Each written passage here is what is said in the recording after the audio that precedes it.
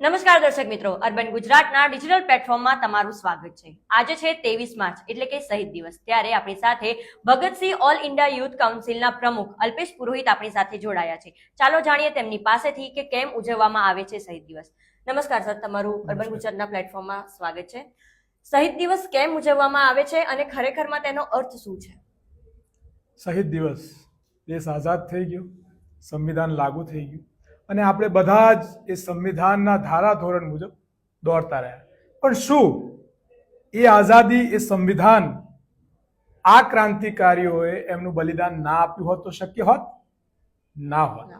આ શહીદ દિવસ જે છે ને, એ માત્ર બોલવા માટે નથી, પણ જે ક્રાંતિકારી વિચારોથી જે લોકોએ આ દેશના આઝાદ માટે, તમારું આઝાદ અવાજ, આઝાદ જીવન, સ્વતંત્ર વિચાર મૂકવા માટે, વિશ્વમાં ભારતને આગળ લઈ જવા માટેની જે લડાઈ લડી છે, આજે આપણે સૌ જે ભોગવી રહ્યા છીએ, બોલી રહ્યા છીએ, એ વિચારોને જીવિત રાખવાની જરૂર છે। આ શહીદ દિવસની ઉજવણી એટલે જ થાય છે એ ક્રાંતિકારીઓના બલિદાનને યાદ કરવાનું। અને ખાસ કરીને કયા ક્રાંતિકારી? જે ઉંમરમાં લોકો ભણે છે, લખે છે, પ્રેમ કરે છે, કૂદે છે, મેચ રમે છે, વોલીબોલ રમે છે અને ગીત ગાય છે, એ ઉંમરમાં એણે કહ્યું, ઇન્કલાબ જિંદાબાદ, નહીં સહેંગે ગુલામી તેરી, આખરી सांस तक लड़ेंगे पर नहीं घुटने टेकेंगे तेरी इस हुकूमत के सामने। એવા વીરો, એવા યોદ્ધાઓ, એવા બલિદાનોને યાદ કરવા માટે, એમના વિચારોને યુવાનો સુધી મોકલવા માટે ઉજવણી થતી હોય તો એ શહીદ દિવસ જી, આ ક્રાંતિકારીઓ અંગે તમારું શું માનવું છે? આ ક્રાંતિકારીઓની શું વાત કરું? આ ક્રાંતિકારીઓ એ ક્રાંતિકારીઓ છે, તમને એક ટાંકણી વાગી હોય ને, ટાંકણી, તો એ ટાંકણી વાગી હોય તો તમે 4 વાર એની પર પાટો મારો છો। તમને ક્યાંક ખરોચાઈ ગયો તો તમારો આખું પરિવાર એની પાછળ દોડે, શું થયું, શું થયું, શું થયું? આ નવયુવાનોએ પૈસાની ચિંતા નથી કરી, એમના ભવિષ્યની ચિંતા નથી કરી, એમના પરિવારની ચિંતા નથી કરી, એમને ચિંતા કરી છે અખંડ ભારત, એમને ચિંતા કરી છે આ દેશની આઝાદીની, સ્વતંત્રતાની, આ દેશની ગરિમાની, આ દેશના એવા વિચારની એમને ચિંતા કરી છે કે જે આજે આપણે જોઈ રહ્યા છીએ। એ ભારત માટે આ સ્વતંત્ર જે 3 વીરો, આજે ઘણા યુવાનો સમજી પણ નથી શકતા અને જોઈ પણ નથી શકતા। ભગતસિંહ એટલે કોણ? કોણ ભગતસિંહ? શું ભગતસિંહ? એનું બલિદાન શું? સુખદેવ એટલે કોણ? શું એમનું બલિદાન? આજે 3 જણની ત્રિપુટી હતી, શું હતું? આજે તમે પૂછો તો કોઈને ખબર નથી। મારા મતે ક્રાંતિકારી એક વિચાર છે અને એક એવો વિચાર છે કે એ શરીરથી મૃત્યુ પામ્યા છે, પણ એમનો વિચાર આજે પણ નિડરતાથી, અડગતાથી પ્રજા અને સરકાર સામે મૂકવો જોઈએ, બોલવું જોઈએ। એ યુવાનોએ અડગ પોતાની વાત મૂકવી જોઈએ। ઠીક છે, વોટ્સએપ યુનિવર્સિટી યા પછી તમે ધમાલ મસ્તીમાં ભૂલી જાઓ, પણ ખરેખર આ ઇતિહાસને, આ વીરોના ઇતિહાસને આજના યુવાનોને ભણાવવા જોઈએ, એવી મારી વાત છે। જી, સુખદેવ, ભગતસિંહ અને રાજગુરુ, આ 3 વિશે તો નામ તો બધાએ સાંભળ્યા હશે, પરંતુ ખરેખરમાં એ લોકો શું છે, એમને શું કામ કર્યું હતું, એની બહુ ઓછી જાણ છે। તો એનું પાછળનું કારણ શું હોઈ શકે અને શિક્ષણમાં એવા કયા ફેરફાર કરવા જોઈએ કે અત્યારના યુથને જે જૂનો ઇતિહાસ છે આપણો, આ જે શહીદો છે એમના વિશે વધુ માહિતગાર થાય? આ 3 જણાએ શું કર્યું એ નથી ખબર યુવાનોને, એનું સૌથી મોટી, અગર જો હું એવું માનું કે કમી છે તો એ મારામાં છે, એ તમારામાં છે, એ આ સમાજના તમામે નેતાઓમાં છે, આ સમાજના તમામે શિક્ષણવિદોમાં છે, જે પોતાની જ વાતોમાં ખોવાઈ ગયા છે અને આ ઇતિહાસને ક્યાંક ને ક્યાંક આટલી સહેલાઈથી યાદ રહેવો ઇતિહાસ નથી। આ કોઈ શેરો શાયરીને 2 પંક્તિ નથી। આજે ઘણી વાર દુઃખ થાય છે, ઘણા લોકો બોલે છે, सरफरोशी की तमन्ना अब हमारे दिल में है, देखना है जोर कितना बाजुए कातिल में। ભગતસિંહ આ પૂરું નથી થઈ જતું, એમને એવો તો 1000 શબ્દો આ યુવાનોને આપ્યા છે। તલવાર, ટોપી, મૂછ અને બંદૂક એટલે ભગતસિંહ નહીં, એટલે સુખદેવ નહીં, એટલે રાજગુરુ નહીં। આ વિચારોને યુવાનોમાં મૂકવા માટે સિલેબસ મૂકો। એ સાયન્સનો વિદ્યાર્થી હોય, એ કોમર્સનો વિદ્યાર્થી હોય, એ એન્જિનિયરિંગનો વિદ્યાર્થી હોય યા મેડિકલનો વિદ્યાર્થી હોય, એને શહીદ દિવસે 1 લેક્ચર કમ્પલસરી ભણાવવો જોઈએ। હું વારંવાર કહું છું, ગાંધી જયંતિએ રજા શું કામ? શહીદ દિવસે શું કામ રજા હોવી જોઈએ? આ બધાના દિવસે ક્લાસ લેવો જોઈએ ને એ દિવસે સંપૂર્ણ 100% જે વિદ્યાર્થી આવે ઇન્ટરનલમાં 5 માર્ક્સ વધારે મળશે અને જો નહીં આવે તો એને ઇન્ટરનલ 5 માર્ક્સ કપાઈ જશે. એવો નિયમ બનાવવો જોઈએ. તમારે તમારી સંસ્કૃતિ, તમારા આઝાદી, તમારા વીરોને જો તમારે ખરેખર યાદ કરવા હોય તો આ નવી પેઢીને, નવી નીમને સમજાવવું પડશે કે એ લોકોએ શું આપ્યું છે, એ લોકો શું હતા, એ લોકોએ શું કર્યું છે. એ ખૂબ જરૂરી છે. દુઃખ સાથે કહી શકું છું કે આજે નથી અને એ કરવું જોઈએ. અમે અને અમારી ટીમ આ કરતા જ રહીએ છીએ અને કરીએ પણ છે. આપ સૌ બી જાણો છો કે વારંવાર ક્યાંક ને ક્યાંક સેમિનાર, પ્રોગ્રામ્સ અને કહેતા આવીએ છીએ કે ખરેખર શું સુધારો લાવો. મસાલ લઈને નીકળી જાય એટલે શહીદ દિવસ, 100 મીણબત્તી પ્રગટાઈ દીધી એટલે શહીદ દિવસ, જૈન ભગતસિંહ અને રાજગુરુ સુખદેવને તમે હાથ એટલે શહીદ દિવસ. ના, એમના વિચારોને જીવનમાં ઉતારવા પડે અને જીવનમાં ઉતારી અને એમને આ ઉંમરે આપણા બધા માટે બલિદાન આપ્યું છે. એમના આ બોધપાઠને જીવનમાં ઉતારીને નિડરતાથી સાચું બોલતા, પ્રમાણિકતાથી, નિડરતાથી તમે જ્યારે દેશના આઝાદ વિચારોને બુલંદ રાખો છો ત્યારે હું માનું છું કે સાચી શ્રદ્ધાંજલિ આ વીરોને છે, આ શહીદોને છે. આજે 3 આપણા શહીદો છે, એમના જીવનની એવી કઈ બાબતો છે કે જે અત્યારના યુથ અને તમામ નાગરિકોએ જીવનમાં ઉતારવી જોઈએ?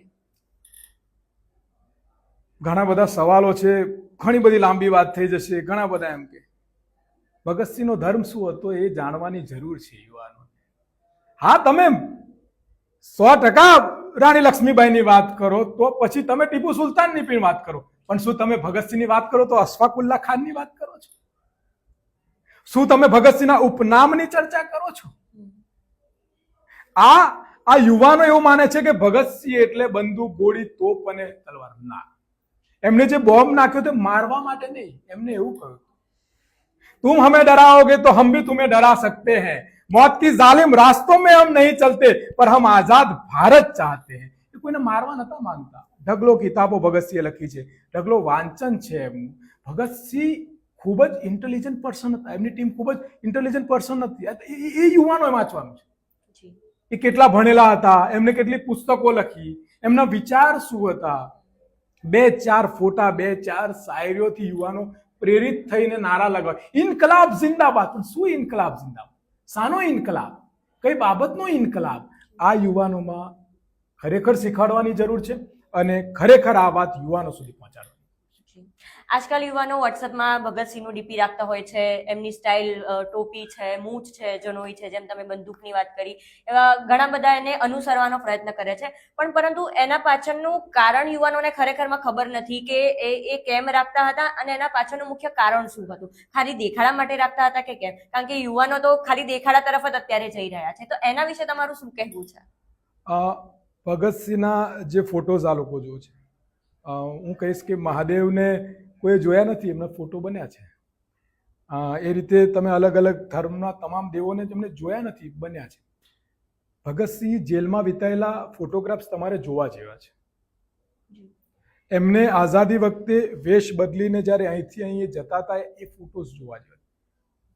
ટોપી, બંદૂક, મૂછો એવો કોઈ શોખ ભગતસિંહને નહોતો કે એવા કોઈ એમના ફોટોઝ નથી. આ એક મોડિફાઈ કરી અને યુથને પ્રેરવા માટે મૂક્યા છે, પણ એની સાથે સાથે સાચી પ્રેરણા પણ આપવાની જરૂર છે. એ કમિટેડ હતા, એ ઝૂકતા નહોતા, એ નીડર હતા. એ મોતને એમની ફાંસીનો ઇતિહાસ હું એવું કહું છું યુવાનોએ ખરેખર જોવા જેવું છે કે જ્યારે એમને ફાંસી થવાની 24 માર્ચે એમને ફાંસી થવાની હતી, 23 માર્ચે કરી દીધી. કેમ? અંગ્રેજો ડરી ગયા કે આખું ભારત ઉપડી પડશે. અને જ્યારે એમને લઈ જતા હતા સમય ના આપ્યો અને એમને એમની માતાને એવું કહ્યું, રડશો નહીં, આ તમારો વીર જે છે એ શહીદ થાય છે, તમે રડશો તો કોઈ એવું કહેશે કે ભગતસિંહની માં રડે છે. એ વીર અને એ જ્યારે એ વ્યક્તિ ફાંસી પર ચડે છે હસતા હસતા, સાહેબ તમારી એક લાફો ખાવાની તાકાત નથી, એક બોલવાની હેસિયત નથી. એ મૂછો ટોપીને બંદૂકના ફોટા મૂકીને ભગતસિંહ ના બનાય. હસતા હસતા જેને મોતને ગલે લગાઈ, સાહેબ ઇતિહાસ ગવા છે એ દિવસે મોત ડરતી હતી કે હું કયા વ્યક્તિમાંથી જીવું છું. મોતને ડર લાગતી હતી. અરે એને ફાંસી આપવાનો જલ્લાદના આંખો, જેને હજારો ફાંસી આપી સાહેબ, એ જલ્લાદના આંખોમાં આંસુ હતા કે સાલું કયા વ્યક્તિને ફાંસી આપું. એના ગળામાં લટકતા એ દોરડામાં એ તાકાત નથી કે હું આ વ્યક્તિનો સ્વાદ રૂંધી શકું. આ બહુ બહુ લાંબો ઇતિહાસ છે આ વીરોનો, અને આ વીરોને ખરેખર વાંચવા જોઈએ. ફોટોગ્રાફ્સ, મૂછો અને બંદૂકથી ભગતસિંહ ના બનશો. મારું યુવાનોને અર્બન ગુજરાતના આ માધ્યમથી કહેવું છે, બનવું હોય તો એમના વિચારોથી ભગતસિંહ બનો, એમના વિચારોથી રાજગુરુ બનો, એમના વિચારોથી સર તમે બનવું હોય તો આ મહાપુરુષોને વાંચો અને પછી બનો. વિચારોથી બનો, એ જ સાચો ક્રાંતિકારી. ફોટોમાં તો ઠીક છે, ડીપીમાં લાઈક મળે ને મજા કરો. સર, ભગતસિંહ વિશે તો આપણે વાત કરી અને તેમના વિશે હર કોઈ વાતચીત કરતા હોય છે. સુખદેવ અને રાજગુરુ વિશે તમારું શું કહેવું છે? સુખદેવ અને રાજગુરુ એ બે ભગતસિંહની એવી પરછાઈ છે. ઘણીવાર લોકો એવી વાત કરતા હોય છે કે ભગતસિંહ એકલાને જ લોકો યાદ કરે છે, બે જણને યાદ નથી કરતા. પણ મેં તમને હમણાં વાત કરી, ભગતસિંહને યાદ કરો તો અશફાકુલ્લા ખાનને પણ યાદ કરો. ભગતસિંહ એક ટીમ લીડર હતા. ભગતસિંહ એક વિચાર હતો, એની પાછળની પરછાઈ આ બે પુરુષો હતા. એ જે ક્રાંતિકારીઓની જે ટીમ હતી એ બેની ભગતસિંહના એકે એક વિચારોને અનુસરીને સમર્પિત થઈ ગયા. એટલે ઘણીવાર વાંચતા હોય એટલે એમના ફાધર મધર, એમની જાત અલગ હોઈ શકે, એમનો રેસ વેસ અલગ હોઈ શકે, પણ અલ્ટિમેટલી જ્યારે આ ત્રણ જણ, ઘણા લોકો વિચારે જ્યારે આ ત્રણ જણની વાત કોમન ભગતસિંહ પર આવીને અટકી જાય છે, એનો મતલબ એવું હતું કે ભગતસિંહ હસતા હસતા જ્યારે ફાંસીના ચરકે ચડવા ગયા તો પેલા બે જણા રડતા નતા, એ પણ હસતા જ હતા. જ્યારે ભગતસિંહે ફાંસી સ્વીકારી તો આ બે જણે સ્વીકારી જ હતી. ભગતસિંહના આઝાદીની લડાઈના જે મૂલ્યો છે એ જે બે જણના મૂલ્યો છે, એમાં કોઈ જ ફેરફાર નથી. એટલે તમે જોજો કે કોઈ પણ સ્ટેચ્યુ યા કોઈ પણ જગ્યાએ એકલા ભગતસિંહ મૂકવામાં નહીં આવે, કારણ કે એ એમની પરછાઈ છે, એમને અનુસરી છે. ભગતસિંહ એક રૂપમાં નથી. ભગતસિંહ એટલે કોણ? રાજગુરુ. ભગતસિંહ એટલે કોણ? સુખદેવ. સુખદેવ એટલે કોણ? ભગતસિંહ. સુખદેવ એટલે કોણ? રાજગુરુ.